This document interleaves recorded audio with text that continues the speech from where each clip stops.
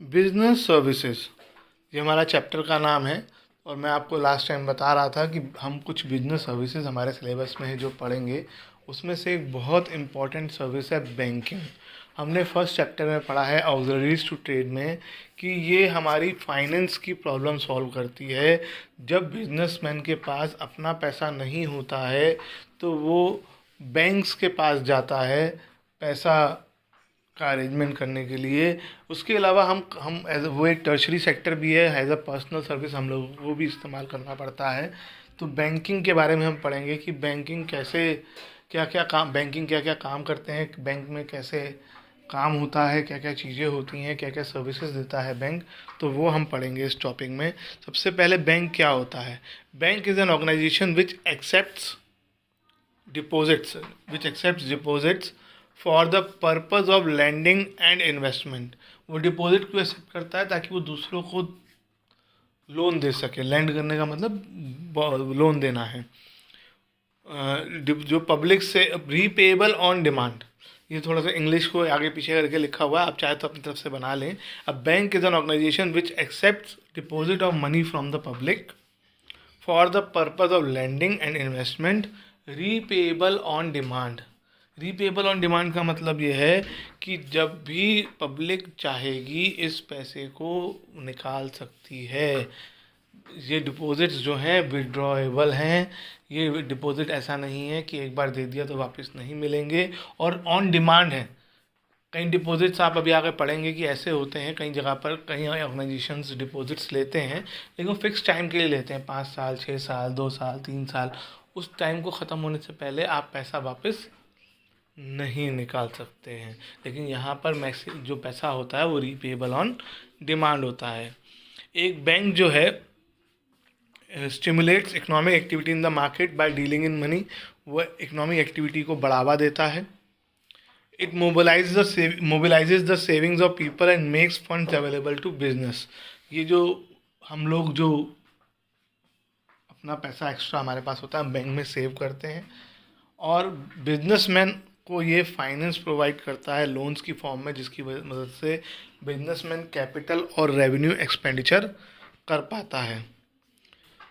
It also deals in financial instruments and provides financial services for a price. ये financial instruments में भी deal करता है। Financial instruments वो डॉक्यूमेंट्स हैं जिनके बदले आपको पैसा मिलेगा। वो क्या है अभी आगे हम चैप्टर में पढ़ेंगे। और हेल्प क्या कहते हैं, इन सर्विसेज के बदले आपसे पैसा भी चार्ज करता है वो, और आपको देता भी है। इंटरेस्ट, डिस्काउंट, कमीशन चार्ज करता है, इससे कमाता भी है। Types of banks. बैंक्स कितने तरह के होते हैं। बेसिकली बैंक 4 तरह के होते हैं। अब एक एक करके हम उनके बारे में पढ़ेंगे। सबसे पहला है कमर्शियल बैंक। जो आप मोस्टली बैंक आपको दिखाई देते हैं आसपास, वो सारे कमर्शियल बैंक्स हैं जो आपको नॉर्मली दिखाई दे रहे हैं। मैक्सिमम बैंक्स जो हैं हमारी फ़ीस जहाँ जमा होती है आपकी स्कूल की, आपकी union bank of India, state bank of India, Allahabad bank, ये सब, पंजाब नेशनल बैंक, ये सब जो हैं कमर्शियल बैंक्स हैं। Commercial banks are institution dealing in money. Basically ये पब्लिक के साथ डील करते हैं। These are governed by Indian banking regulation act 1949। एक एक्ट बना था जिसके अंडर इन्हें बनाया जाता है। And according to it banking means accepting deposit from the public for the purpose of lending और इन्वेस्टमेंट, जो हमने बैंक की डेफिनेशन पढ़ी। ठीक है, पब्लिक से ये पैसा लेते हैं और दूसरों को लेंड करते हैं। ये मल्टीपल फंक्शंस करते हैं, अभी हम चैप्टर में पढ़ेंगे आगे टॉपिक में। ये 2 तरह के होते हैं, एक पब्लिक सेक्टर बैंक और प्राइवेट सेक्टर बैंक, या सिंपली पब्लिक बैंक्स और प्राइवेट बैंक्स कह दें। तो पब्लिक बैंक्स कौन से हैं। पब्लिक सेक्टर बैंक्स वो होते हैं जिसमें गवर्नमेंट का भी हिस्सा होता है, major stake. Government more than 51% share holder होती है, इन्वेस्टमेंट होती है गवर्नमेंट की। ये इनका मेन पर्पस प्रॉफिटेबिलिटी नहीं, सोशल ऑब्जेक्टिव्स है ना। जैसे SBI, UBI, Punjab national bank, Allahabad bank, ये जो आपके आसपास जो मोस्टली बैंक्स आपको दिखाई देते हैं, ये पब्लिक बैंक्स की कैटेगरी में ही आते हैं। लेकिन आज की डेट में प्राइवेट सेक्टर बैंक्स भी बहुत पॉपुलर हो गए हैं। ये वो बैंक हैं जो टोटली प्राइवेट सेक्टर के हाथ में है, गवर्नमेंट का इसमें कोई इंटरफियरेंस नहीं है। वो प्राइवेट सेक्टर ही इनको चलाती है और फ्री टू ऑपरेट है, लेकिन इतना भी फ्रीडम नहीं है इनको। इनके रूल्स एंड रेगुलेशन जो जो भी होते हैं वो reserve bank of India RBI decide करता है। और एग्ज़ाम्पल हैं एचडीएफसी, आईसीआईसीआई, एक्सिस बैंक और भी बहुत सारे हैं। कोटक महिंद्रा, यस बैंक आपने नाम सुने होंगे। नेट पे सर्च करेंगे आपको दोनों तरह के बैंक्स मिल जाएंगे। ये दोनों तरह के ही कमर्शियल बैंक हैं जो आपको मल्टीपल सर्विसेज देते हैं।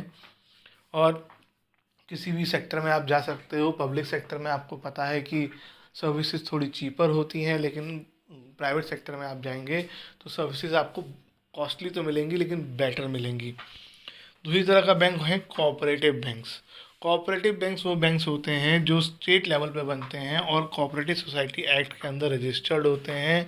आपने देखा होगा कि यहाँ पर, जैसे मैंने आपको पहले भी पिछले कोऑपरेटिव सोसाइटी जब हमने पढ़ी थी कि हमने तब भी पढ़ा था कि जो कोऑपरेटिव बैंक्स हैं, नैनीताल अल्मोड़ा कोऑपरेटिव बैंक, ऐसे 2 डिस्ट्रिक्ट मिलकर कोऑपरेटिव बैंक्स बना रही हैं जो अपने मेंबर्स को चीप क्रेडिट देती हैं, यानी सस्ते में लोन प्रोवाइड करती है मेंबर को, है ना। जनरली ये रूरल सेक्टर में बहुत पॉपुलर हैं जो गांव के एरिया होते हैं।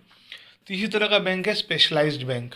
स्पेशलाइज्ड बैंक जो होते हैं वो पर्टिकुलर पर्पस बैंक होते हैं।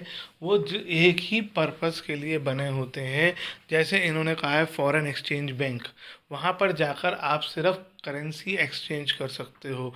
इंडस्ट्रियल बैंक्स, ये इनका काम सिर्फ इंडस्ट्रीज़ को डेवलप करना और उनको लोन देना है। ऐसे ही एक्सपोर्ट इंपोर्ट बैंक्स, ये सिर्फ एक्सपोर्ट इंपोर्ट से रिलेटेड ही फाइनेंस की बात करते हैं।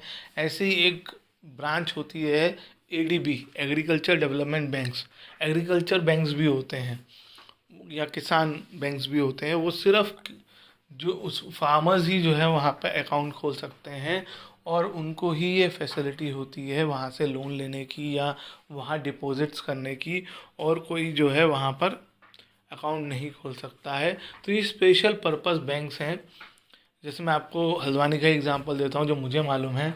अगर आप क्या कहते हैं, कभी ये हीरो का जो शोरूम है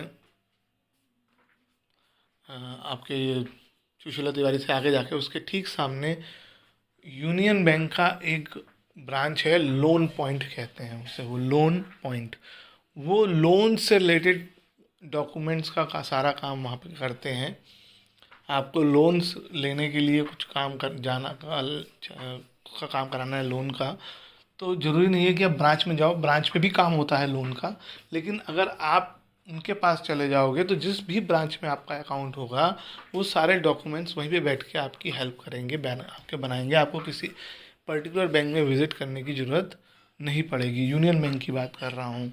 ऐसे बैंक्स की स्पेशल ब्रांचेस हो सकती हैं जो पर्टिकुलर पर्पस के लिए ही काम कर रही हैं। वहाँ पे हर एक कस्टमर को जाना अलाउड नहीं है, या ये कहो कि उसको जाने की ज़रूरत ही नहीं होती है। आप वहाँ पे उस ब्रांच में जाके डिपॉजिट्स नहीं कर सकते हैं। वो जिस पर्पस के लिए फॉर्म हुई है सिर्फ वही पर्पस वहाँ पर पूरा किया जाएगा। और लास्ट है सेंट्रल बैंक। अब यहाँ पर थोड़ा सा लोग कंफ्यूज हो जाते हैं। हमारे इंडिया में एक सेंट्रल बैंक ऑफ इंडिया है। सेंट्रल बैंक ऑफ इंडिया जो है वो एक कमर्शियल बैंक है। सेंट्रल बैंक होता है हर कंट्री का मेन बैंक जो पूरे बैंकिंग सिस्टम को कंट्रोल और सुपरवाइज करता है, सारी एक्टिविटीज़ को कंट्रोल करता है, द होल बैंकिंग सिस्टम।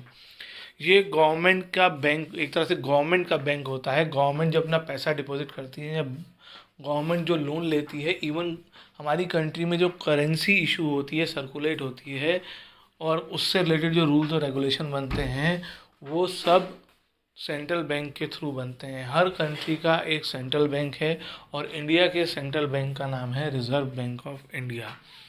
तो एक बात आपको ध्यान रखनी है कि सेंट्रल बैंक जब पूछा जाए और सेंट्रल बैंक ऑफ इंडिया की बात की जाए तो वो अलग अलग चीज़ें हैं, दोनों के बीच में कंफ्यूज नहीं होना है।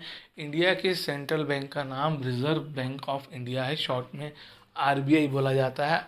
जितनी भी करेंसी छपती हैं उन सब में वो आरबीआई आपको लिखा हुआ मिल जाएगा, रिज़र्व बैंक ऑफ इंडिया। क्योंकि करेंसी जो प्रिंट करने की पावर है वो रिज़र्व बैंक ऑफ इंडिया के पास ही है, तो वही उसे प्रिंट कर सकता है। हर कंट्री में जो भी उनका सेंट्रल बैंक होगा वो ही करेंसी इशू कर सकता है।